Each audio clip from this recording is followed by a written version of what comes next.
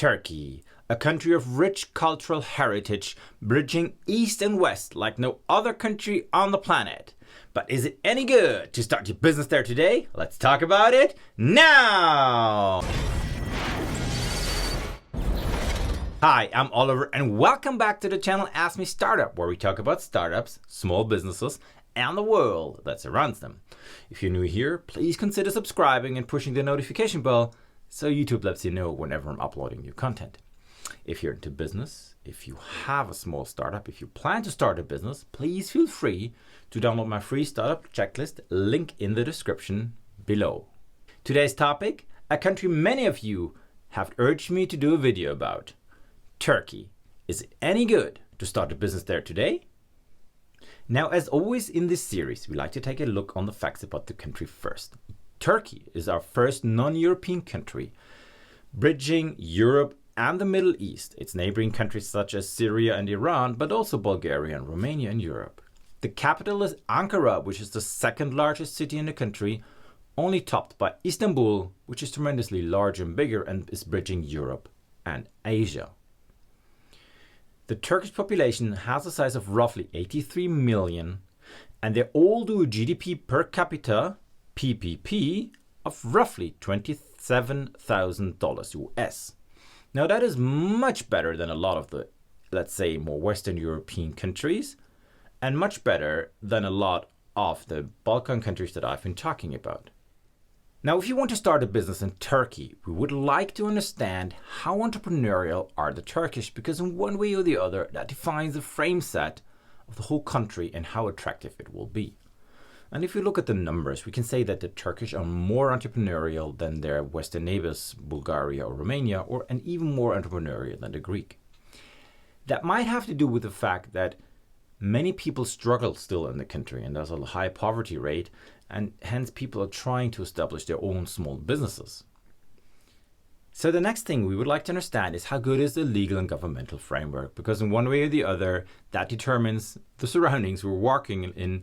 And if we take it from a perspective of a Western European person, I have to say the governmental framework isn't where it should be. It is purely dominated by the president currently, it's himself. Hence, if he decides to do one thing, this business part will flourish. If he decides to do another thing, the other part will flourish. It's not really independent in one way or the other. The legal system then also follows these rules, hence it is politicized and is not on par with any regulation or standards the European Union would require to have. That is maybe the reason why Turkey has never made it to the European Union as of today. And Transparency International ranks Turkey on rank 96 out of 180 countries they're measuring, so transparency isn't always given. So the next thing we should take a look at is the workforce. And the workforce is kind of mediocre because you have a lot of highly educated people and a lot of non-educated people, and there is a clear east to west discrepancy. That, on the other hand, enables you to have low manufacturing costs in the country, which is then used by fashion industry, for instance. If they want to have fast fashion to Europe, Turkey is one of their manufacturing hubs. Then the next question you might have is, how is the tax situation? So I have to tell you, unfortunately, the tax situation isn't as good as it could be with many other countries. Currently, the corporate tax rate is around 22%, depending on the president's discretion, whether he wants to lower it to 20% or not. You see, here we are at a place where there is no specific benefit for it being a startup as of today.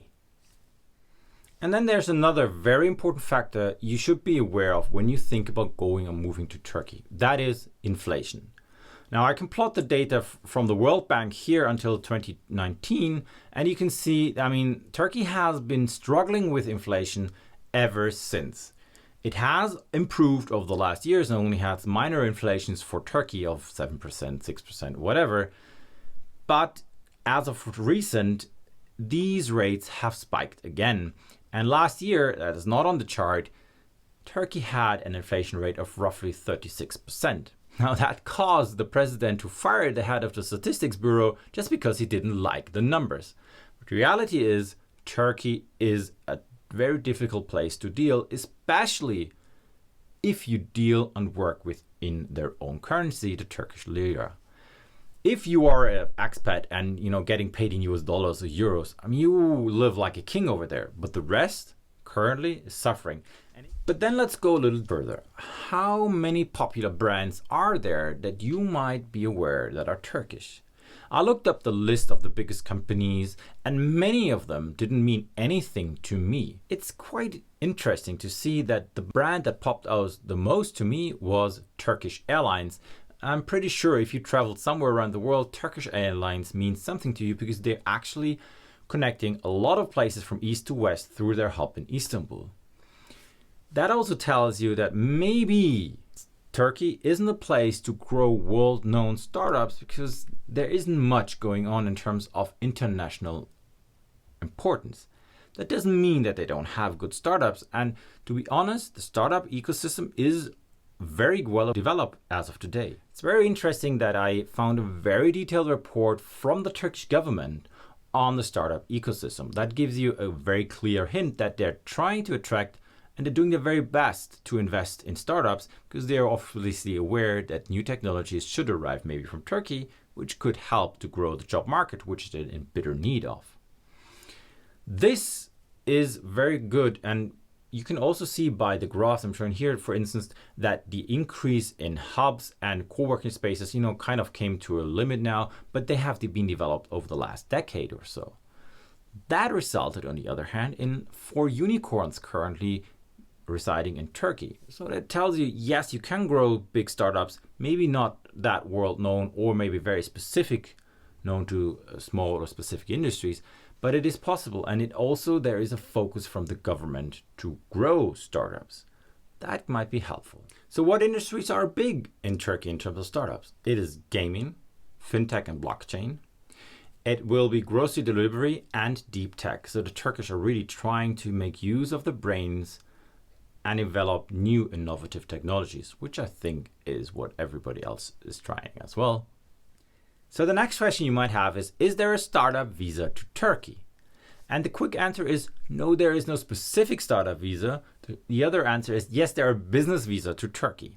So if you have or plan to start a business in Turkey, you can apply for a residency there. Just be aware that if you just look for Turkey and visa, you will get some bureaus that are trying to sell you stuff or etc. And the governmental websites are confusing because the normal visa page is just for travel visas. If you go down to businesses, you will find that there are business visas and there are rules and regulations, as you can see here, that would apply if you want to have a residency permit to Turkey.